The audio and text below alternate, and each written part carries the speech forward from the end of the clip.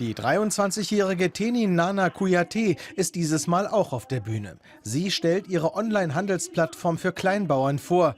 Die hat sie gemeinsam mit 2 Freunden entwickelt. Wir haben sie in ihrem Büro besucht. Alles ist klein und provisorisch, denn es fehlt dem Team an Geld. Doch von ihrer Idee sind sie überzeugt.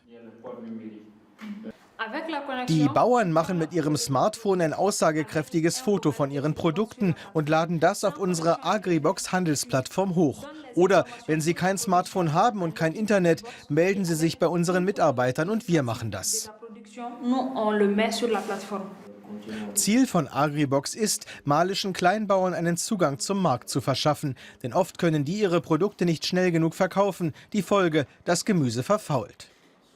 Das hat auch die Jury auf dem Tech Friday überzeugt. Agribox ist der Gewinner des Abends. Nana Kouyaté kann sich über umgerechnet gut 7.500 € Preisgeld freuen. Eine Menge Geld in Mali.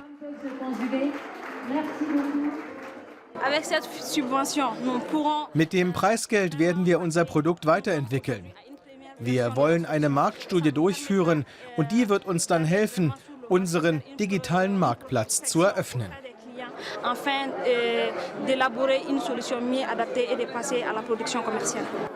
Jetzt kann sie als Unternehmerin endlich richtig durchstarten.